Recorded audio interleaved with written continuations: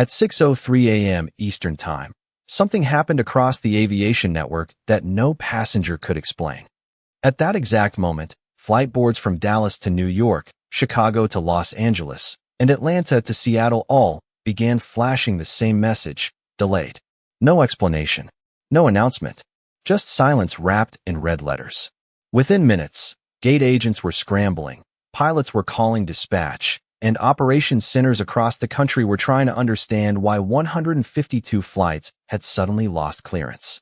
No alarms sounded, no public alert was issued, but something deeper in the system had shifted, as if an invisible hand had pressed pause on movement itself. Meanwhile, nearly 3 hours earlier, in a quiet terminal at Chicago O'Hare, Ava Richardson walked alone through the glass entry doors of Terminal 3. No entourage followed her. No designer labels marked her presence. Just a black coat, simple shoes, and a carry-on rolling quietly behind her. To anyone watching, she looked like any other first-class passenger preparing for a morning departure. But the way she paused for half a second before the security line, scanning the room with calm precision, suggested she wasn't simply traveling. She was observing. At Gate C-18, the first confrontation began without warning. A flight attendant named Claire Bennett looked up from her tablet, eyes narrowing as Ava approached the priority boarding lane. "Economy check-in is on the other side," Claire said without looking up fully, her tone flat, rehearsed, dismissive in a way that didn't feel personal, just certain. Ava didn't react. She simply placed her boarding pass on the counter. "First class. Seat 1A. Claire finally glanced at it, then at Ava, then back at the screen as if searching for a mistake that should exist. Behind her, the system lagged for half a second too long. A small flicker, a hesitation that no one else noticed. Except Ava.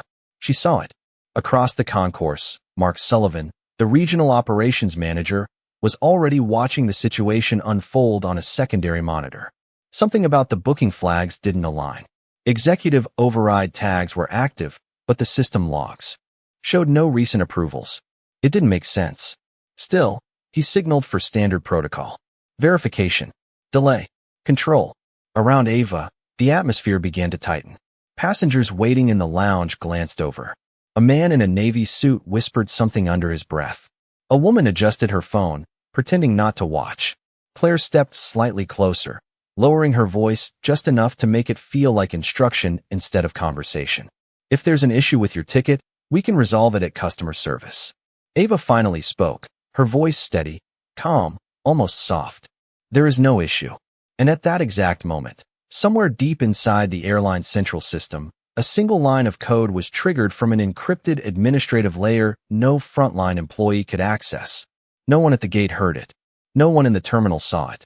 But across the national network, clearance requests began to stall, one after another, like a wave moving outward with no visible source.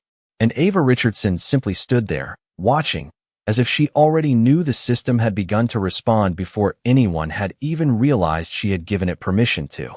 The tension at Gate C-18 did not ease, it simply changed shape. What began as a simple question of boarding verification was now becoming something the staff could not quite name, a growing unease that spread through the terminal like a quiet signal no one could trace back to its origin. Claire Bennett kept her eyes on the screen, but the system response was no longer normal. Every attempt to revalidate Ava Richardson's boarding pass returned a brief hesitation, as if the system itself was thinking before responding. Mark Sullivan had moved from observation to active concern, now speaking directly into his headset with increasing urgency, asking for confirmation from central operations, but the answers were inconsistent, fragmented, and delayed. Somewhere in the background, the network status dashboard began showing irregularities, not failures exactly, but pauses, like the entire system was holding its breath.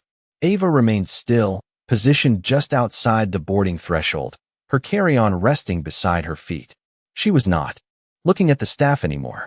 Instead, her attention drifted slightly upward toward the terminal monitors where departure times flickered with subtle instability. A second notification appeared on one of the screens. Operational delay, cause under review. Passengers nearby began to notice.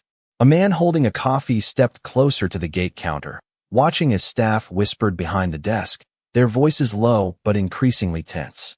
Emily Scott, A junior crew member stationed near the boarding scanner leaned slightly toward Claire and quietly said that the executive override tag on Ava Richardson's reservation was still active in the system, unchanged and fully authorized. Claire dismissed it at first, insisting there must be an error, but her confidence was beginning to fracture at the edges. Mark Sullivan requested a system-wide diagnostic, and what came back was even more confusing. Clearance requests were being held in a global queue state, not rejected, not approved, simply waiting. That word repeated across multiple screens in different terminals across the country, waiting. In Dallas, an operations supervisor noticed the first ripple effect when a connecting flight lost its departure slot without explanation.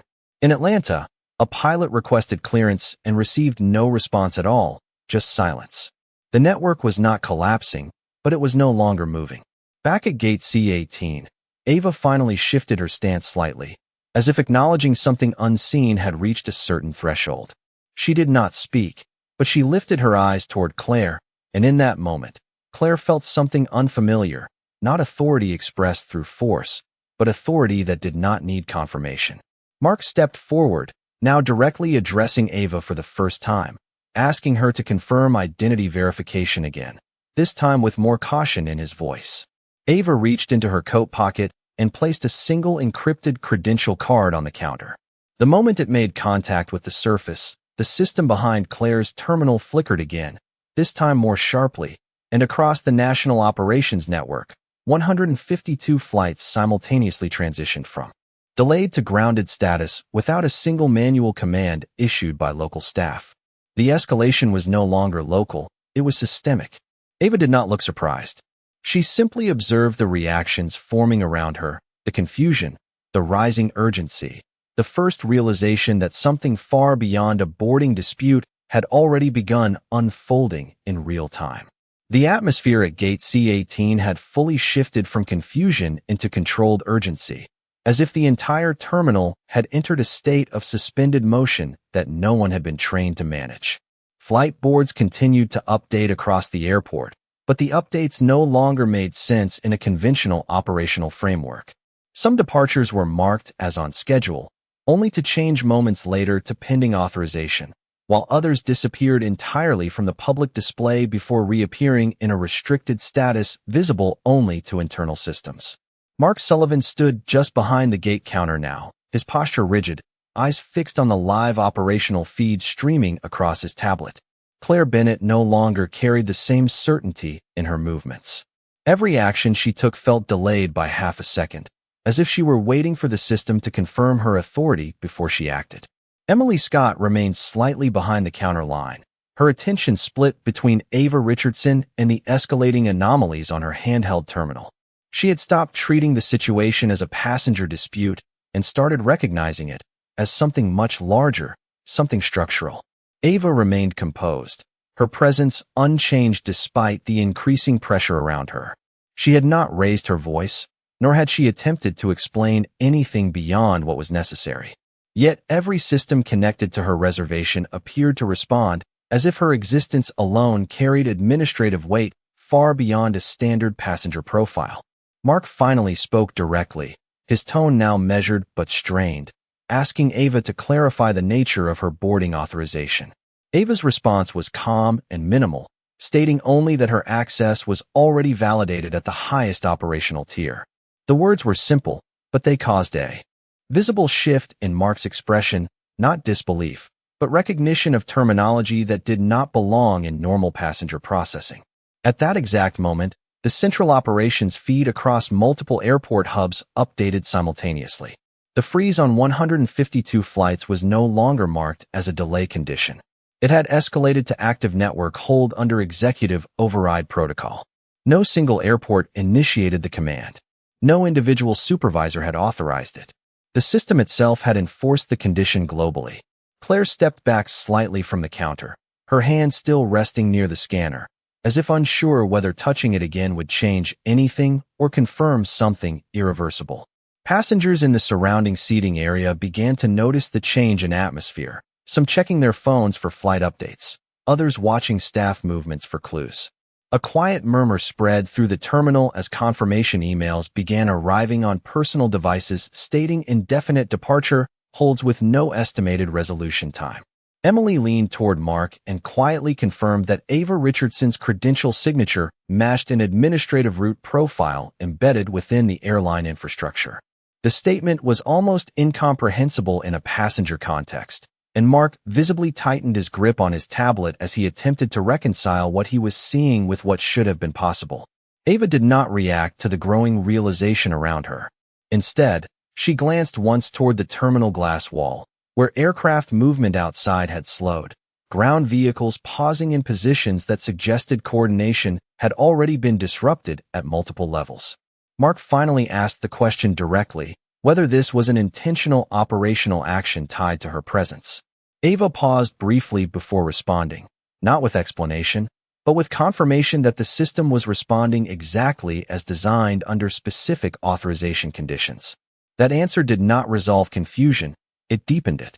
Claire looked down at her screen again and saw something that made her stop completely. Her access level had been reduced without notification, replaced by a read-only status that prevented her from modifying boarding decisions. At the same time, Mark's device displayed a system message indicating that all regional control permissions were temporarily suspended pending executive review. The terminal, once defined by structured movement and predictable flow, now operated under constraints no frontline employee could override. And in the center of it all, Ava remained still, not as a disruptor reacting to chaos, but as the point around which the entire system had quietly reorganized itself. The terminal at Gate C-18 had entered a state that no longer resembled a normal airport environment. What remained was structure without certainty, systems still running, but no longer behaving under familiar rules. Mark Sullivan stood motionless for several seconds, staring at the operational dashboard as additional alerts continued to stack in real time. Each update confirmed the same condition across multiple regions: restricted airspace authorization pending executive validation. The language itself suggested a level of control escalation that did not belong in frontline operations. Claire Bennett had lowered her hand from the scanner completely now. She was no longer attempting to process boarding. Instead, she was reading and rereading the same status change on her screen, as if repetition might restore logic to it. Emily Scott remained fixed in place behind the counter, her attention divided between the system logs and Ava Richardson, who had not moved since the credential verification was placed on the counter. Ava's calm remained unchanged, but the environment around her had begun to treat her presence as a central variable in a system-wide recalibration.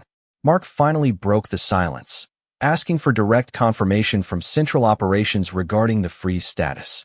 The response he received through his headset was fragmented, mentioning only that the directive originated from an executive-level authentication layer not accessible through regional command channels.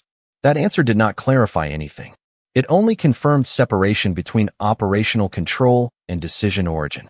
Around them, passengers had begun reacting more visibly as flight status notifications updated simultaneously across multiple carriers. Some devices displayed grounded status. Others showed indefinite delay pending clearance review. The consistency of disruption across unrelated routes created a sense of disbelief spreading through the terminal seating areas. A few passengers stood to approach the counter, but hesitated when they saw staff unable to provide answers. Claire turned slightly toward Mark and quietly stated that her access permissions had been further restricted, limiting her to view-only functions. She could no longer initiate boarding clearance or override status flags. Mark did not respond immediately.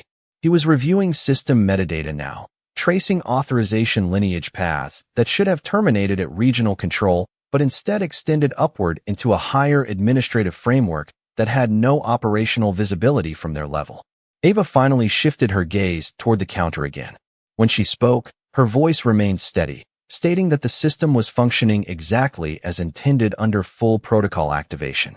There was no emphasis in her tone, no attempt to justify or explain beyond what was necessary. That single statement caused Mark to pause, not because of what was said, but because of what it implied. Emily, still observing quietly, noted that Ava's identity tag had now expanded within the system to include supervisory override classification. It was not a manual update. It appeared to have been activated remotely through authenticated cascade permission. At the same time, the terminal announcement system briefly flickered, and a generic operational notice appeared stating that departure coordination was temporarily centralized pending executive review. No further explanation was given. Claire stepped back fully from the boarding position, her expression now replaced with uncertainty rather than control. Mark lowered his tablet slightly, realizing that no further action at gate level would change the outcome. The system was no longer responding to local input. It was responding only to a source that had already completed its directive.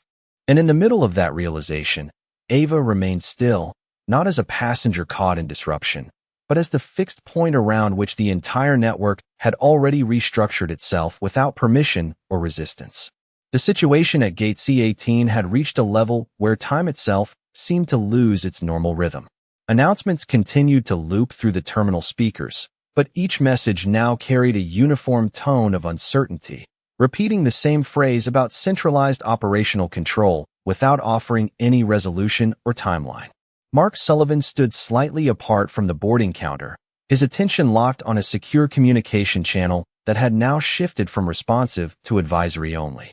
Every attempt he made to request clarification from regional operations was redirected upward without answer, as if his authority had been quietly acknowledged and then suspended without confrontation.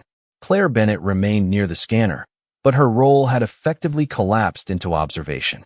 She was no longer processing passengers, no longer verifying documents, only watching updates populate her screen that confirmed her inability to act.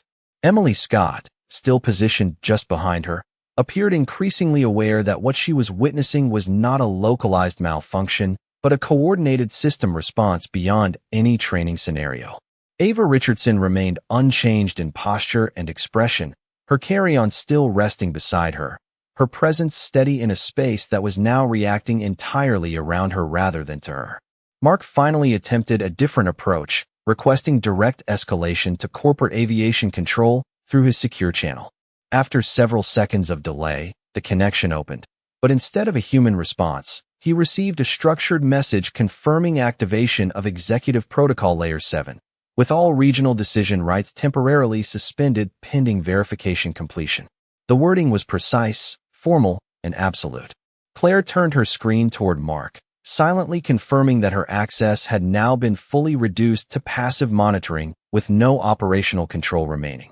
Across the terminal, passengers began receiving synchronized updates on their mobile devices indicating that all departures connected to the network were under temporary hold status due to system-wide authorization review. The consistency of timing across unrelated flights created visible confusion, with passengers comparing screens and realizing the same message was appearing everywhere at once. Emily, now visibly unsettled, quietly stated that Ava Richardson's credential profile had expanded again within the system, now displaying full executive infrastructure authority across multiple operational divisions. The designation was not something any gate-level employee could assign or revoke. It existed above their entire functional hierarchy. Mark lowered his headset slightly, his expression shifting from operational concern to recognition that he was no longer participating in a controllable process. At that moment, a new communication channel opened automatically on the terminal system console without any manual input. A voice identified only as Corporate Operations Liaison confirmed that all ground and flight coordination decisions were now subject to a single executive directive in effect. The message contained no emotion, no explanation beyond confirmation of authority transition. Ava finally stepped slightly forward, not toward confrontation, but toward acknowledgement of completion. Her voice, when she spoke, remained calm and measured, stating that the system had now fully aligned with the authorization structure she had initiated. There was no pride in her tone, only finality. Around her, the terminal continued to function physically, lights on, screens active, passengers present, but operationally it had entered a suspended state where every action required approval from a source no longer visible at ground level. Mark looked at her directly for the first time with complete understanding that this was no longer a boarding dispute, nor a procedural escalation, but a structural override that had already concluded before anyone at gate level had realized it had begun. And in that realization, The entire environment felt less like it had been disrupted and more like it had been quietly rewritten from a point far beyond their reach.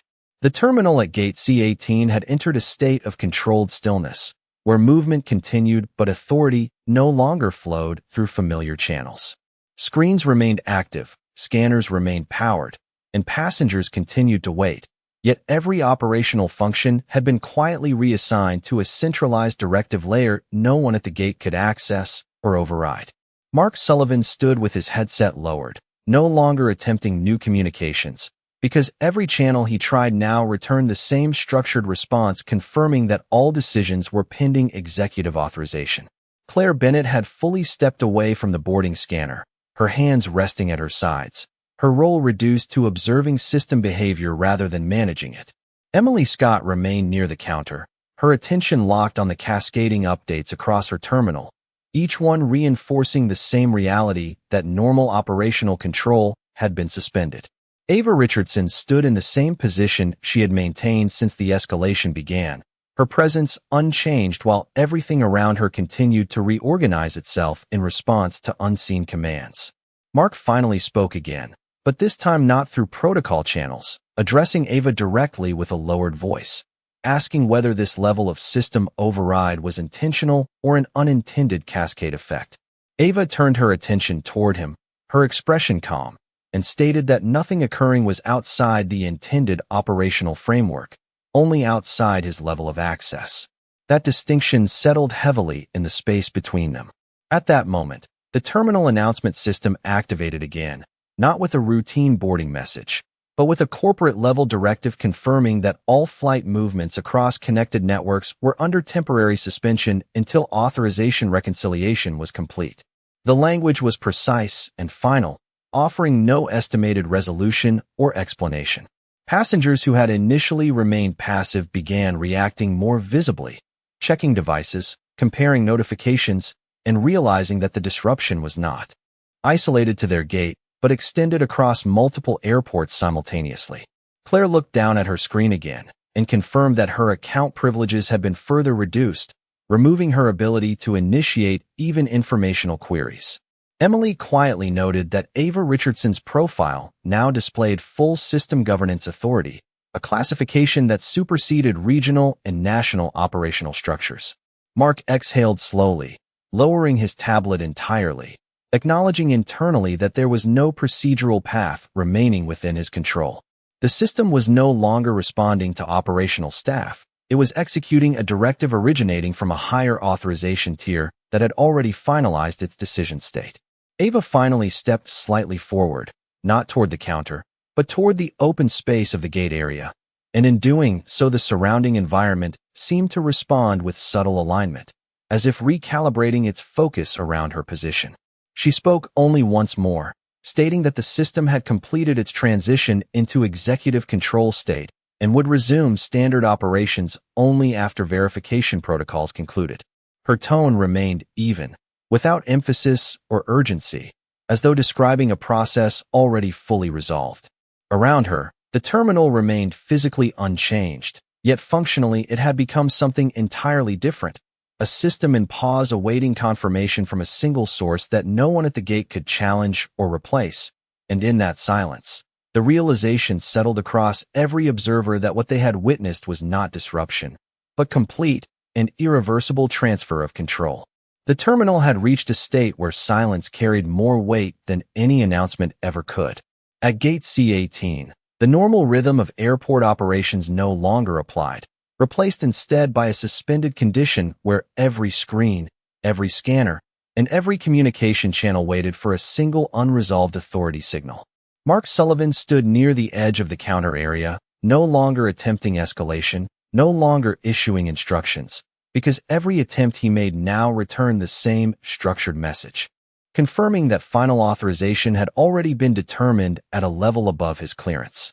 Claire Bennett remained still, her posture no longer reflecting control but acknowledgement of control loss, her eyes fixed on a terminal display that now showed system-wide suspension status across multiple airport hubs. Emily Scott, positioned slightly behind her, continued to monitor the updates in silence. each refresh reinforcing the same reality that the operational hierarchy she had trained under no longer applied in this moment. Ava Richardson stood at the center of the gate space, unchanged in composure, her presence steady as the environment around her continued to respond in structured alignment. There was no visible action from her, no directive spoken, yet every system tied to aviation clearance appeared to have already adapted to her authorization state. Mark finally broke the silence, not through official channels, but in direct address, asking Ava what level of command had initiated the system-wide grounding. Ava turned slightly toward him and responded that what he was witnessing was not an initiation event, but the execution phase of a protocol already approved long before this moment. Her words were calm, precise, and final, offering no emotional emphasis, only clarification of structure. At that moment, the terminal announcement system activated again, broadcasting a corporate directive confirming that all connected flight operations remain suspended under executive authority until full system reconciliation and identity verification were completed. The announcement repeated across multiple gates simultaneously, creating a synchronized wave of confirmation that extended beyond this single airport. Passengers who had remained seated now began to stand, checking their phones as identical messages appeared across different airlines, different cities, and different routes. The realization that this was not a localized disruption but a coordinated network state change began to spread through visible reactions, quiet conversations, and increasing uncertainty. Claire looked at her terminal once more and confirmed that her account access had been fully reduced to passive status, preventing any further operational interaction. Emily quietly observed that Ava Richardson's profile had expanded once again, now displaying unified executive governance across all active aviation control layers within the network. Mark lowered his tablet completely, acknowledging without words that there was no procedural pathway remaining within his authority structure to reverse or influence what was unfolding. The system had already transitioned beyond operational debate into final execution state. Ava took a small step forward into the open gate area, not as an act of confrontation, but as a confirmation of presence within a system that now responded to her position as a fixed reference point.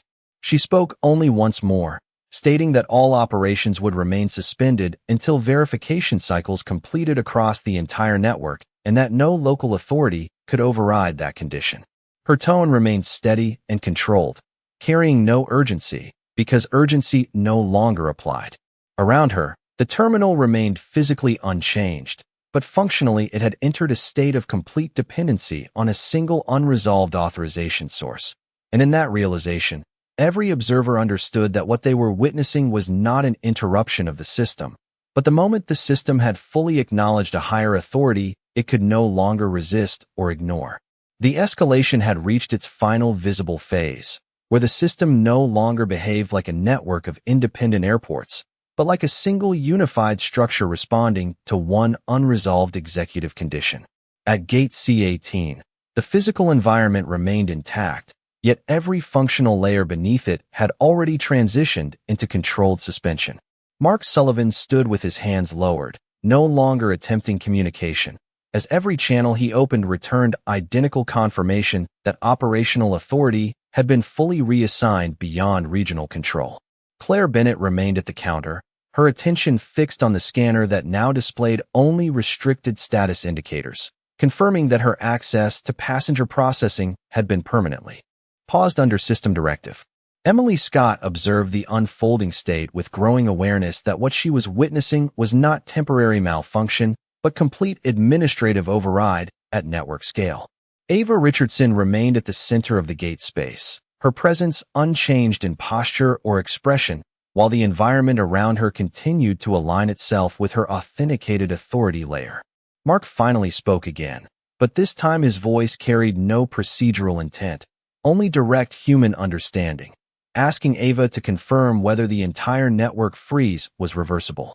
Ava turned toward him and stated that reversal was not part of the current protocol state, as the system had already entered execution phase based on prior authorization validation. Her response was calm, precise, and absolute, removing any remaining assumption of local control. At that moment, The terminal systems across multiple airports simultaneously refreshed, and a unified corporate directive appeared confirming that all flight operations remain suspended under executive-level governance until full identity reconciliation and compliance verification were completed. The message was identical across all screens, gates, and operational dashboards, creating a synchronized realization that the condition was not isolated but global. Passengers in the terminal began reacting more openly now, standing in place, checking flight applications, and confirming that identical suspension notices were appearing in cities hundreds or thousands of miles apart. The consistency of the disruption removed any remaining perception of coincidence. Claire slowly stepped back from the counter entirely, acknowledging without words that her operational role had ended the moment her access was reduced to read-only status. Emily noted quietly that Ava Richardson's classification had now reached maximum administrative authority, merging operational control, clearance validation, and executive override into a single active profile recognized across the entire aviation network. Mark lowered his tablet completely, accepting that no escalation path remained within his jurisdiction or any visible regional structure. The system had already completed its transition beyond human operational input. Ava took one final small step forward, not as an act of confrontation, but as confirmation of presence within a system now fully aligned to her directive state. She spoke only once more, stating that all operations would remain suspended until reconciliation protocols completed across all connected nodes, and that no regional or local authority held the capacity to alter that condition. Her tone remained steady and without emphasis, as if describing a completed outcome rather than an ongoing event. Around her, the terminal remained physically unchanged, yet functionally it had become a paused global network awaiting resolution from a single executive source. And in that silence, every observer understood that what they had witnessed was not disruption or failure, but the complete and irreversible consolidation of control into one verified authority layer. The terminal at Gate C-18 had reached a state of complete operational stillness, not because activity had stopped, but because control had been fully consolidated into a single unresolved executive directive that no regional system could override or modify. Across the airport, departure boards continued to display the same suspended status, while behind them, the underlying infrastructure remained active but locked in a unified hold condition. Mark Sullivan stood motionless, his headset now removed, his posture reflecting the realization that no further communication channels remained open to him. Claire Bennett remained near the counter, no longer engaging with the scanner, her role reduced entirely to observation of a system that had already withdrawn her authority. Emily Scott continued monitoring silent updates, each one reinforcing the same confirmation. All operational layers were now governed under a centralized executive state that bypassed all local authorization structures. Ava Richardson stood at the center of the gate area, unchanged in composure, her presence acting as the fixed point around which the entire system had stabilized. Mark finally spoke, but his voice no longer carried procedural intent. Only acknowledgement of scale, asking Ava whether the system state would ever return to normal operational flow. Ava turned slightly toward him and stated that what they were witnessing was not a disruption requiring recovery, but a completed transition into a controlled governance state that would persist until full reconciliation protocols were satisfied. Her words were calm and absolute, offering no uncertainty or conditional framing. At that moment, the terminal announcement system activated one final time, broadcasting a corporate-wide confirmation that all aviation operations remain suspended under executive authority review, and that no regional clearance body held the capacity to alter or accelerate resolution. The message repeated across all visible displays, not as an alert, but as a finalized status condition. Passengers throughout the terminal stood in place, many holding their devices up as identical messages appeared across national and international networks, confirming that the same condition was active globally. The realization settled into the space slowly, as individuals began to understand that what had occurred was not isolated to a single airport, but replicated across the entire system simultaneously. Claire lowered her gaze, acknowledging that her operational identity within the system had fully transitioned to inactive status. Emily observed that Ava Richardson's classification had reached absolute executive governance level, integrating authority over scheduling, clearance, and network control into a single unified profile recognized across all aviation infrastructure. Mark lowered his remaining device completely, accepting that there was no procedural pathway, no escalation route, and no operational correction available within any structure he could access. The system had already completed its final transition beyond human administrative input. Ava took one final step forward into the open space of the gate, not as a demonstration of control, but as confirmation that the system had fully aligned with a resolved directive state. She spoke only once more, stating that operations would resume only after full reconciliation validation across all connected systems, and that no regional authority held the capacity to modify that condition. Her tone remained steady, neutral, and final. Around her, the terminal remained physically unchanged, yet every functional layer of aviation control across the network had already converged into a single paused state awaiting resolution from one verified authority source. And in that silence, every observer understood